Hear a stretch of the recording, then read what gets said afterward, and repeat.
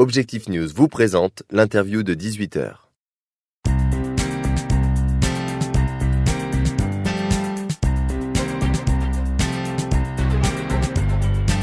Bonsoir Gérard Vidal. Bonsoir. Vous êtes président de la Fédération régionale des buralistes de Midi-Pyrénées. Vous êtes avec moi ce soir pour nous parler d'une innovation, le compte nickel. Ça y est, les buralistes deviennent banquiers. Tout à fait. Écoutez, les buralistes, premier commerce de proximité en France, 27 000 points de vente. Aujourd'hui, vous savez que le tabac, pour la santé, se vendra de moins en moins. On se doit de développer de nouveaux produits. Et nickel, le compte nickel fait partie de ces produits révolutionnaires qui permettent à monsieur tout le monde d'ouvrir un compte bancaire en moins de 5 minutes. Alors, comment ça se passe concrètement ? Est-ce que c'est destiné à un public particulier ? Est-ce que tout le monde peut ouvrir un compte nickel ? Écoutez, tout le monde peut ouvrir un compte nickel, il suffit d'être majeur. Et après 2 mois d'exercice à Toulouse, on s'aperçoit que c'est l'ouvrier, c'est l'employé, ce n'est pas, comme on le croyait, que l'interdit bancaire qui vient ouvrir un compte nickel. On s'aperçoit aujourd'hui qu'après, à Toulouse, c'est arrivé le 1er juin. Il y a 2 points de vente dans la ville de Toulouse depuis le 1er juin. Il y en aura une dizaine d'ici la fin de l'année. Alors pour le moment, il y a le vôtre au 7 Deniers. Voilà, il y a le mien au 7 Deniers et il y en a Castres. un route de Castres, de l'autre côté. Et on en attend à la rentrée dans l'hypercentre de Toulouse. Alors vous êtes un fervent défenseur de ce compte nickel, vous êtes convaincu que c'est une bonne idée. Expliquez-nous quels en sont les avantages, d'abord pour l'utilisateur et puis après on reviendra aussi aux avantages pour les buralistes. Écoutez, aujourd'hui ouvrir un compte en banque, ça prend un certain temps, plusieurs jours. Aujourd'hui, vous rentrez chez le buraliste, il vous faut 20 €, un portable et une pièce d'identité et tout seul sur une petite borne, vous vous enregistrez et en moins de 5 minutes, vous repartez de chez le buraliste avec une véritable Mastercard.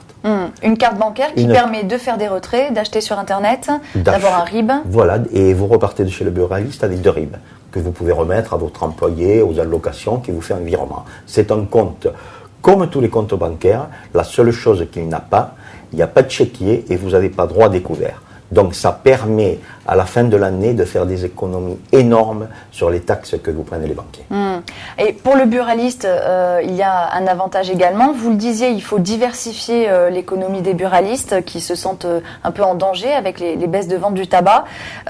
Comment ça se passe concrètement pour vous ? Est-ce que vous touchez en fait une commission sur chaque compte ouvert ? Expliquez-nous un peu le modèle économique. Oui, mais pour nous, ça fait du trafic dans les magasins, ce qui est très important. Et puis oui, on touche 2 € à chaque ouverture de compte, voilà.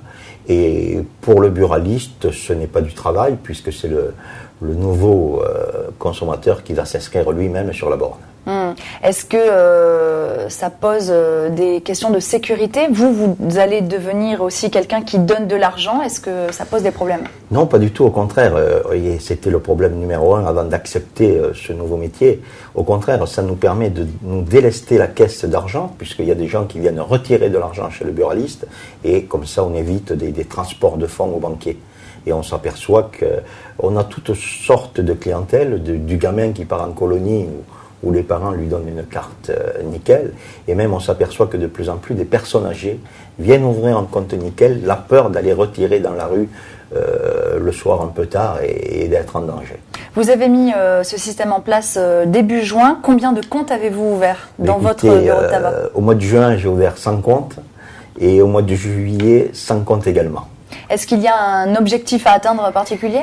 Je crois que l'objectif national, puisque c'est dans toute la France, au moment où je vous parle, il y a 33 000 comptes ouverts depuis le 1er mars, et avec la multiplication des points de vente nickel, il y aura 100 000 comptes ouverts à la fin de l'année.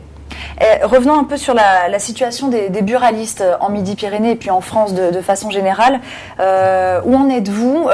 On sait que l'année dernière, vous étiez très en colère contre le gouvernement. Il y a aussi le trafic de cigarettes qui vous impacte beaucoup ici, notamment à Toulouse. Faites-nous un petit état des lieux de la profession. Écoutez, ça n'a pas changé. On est toujours très en colère et on le dit haut et fort. Pourquoi ? Parce qu'aujourd'hui, il faut savoir que il y a 25%, plus de 25% des volumes total du tabac qui est vendu hors réseau officiel.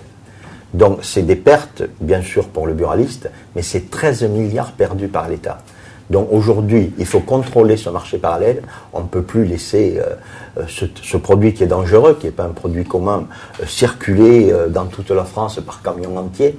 Et puis, nous, ce qu'on dénonce près de l'Espagne, qui est le pays d'Europe où le prix du tabac est le moins cher. Il y a des années que je le dis, j'espère que je le verrai dans la retraite. Il faut que les prix, je ne dis pas qu'ils soient identiques, mais il faut qu'il y ait moins d'€1 d'écart entre tous les pays européens. Et vous avez bon espoir que ça se passe avant votre départ à la retraite? Ça va être difficile, je crois. Merci Gérard Vidal d'avoir été mon invité ce soir. Bonsoir.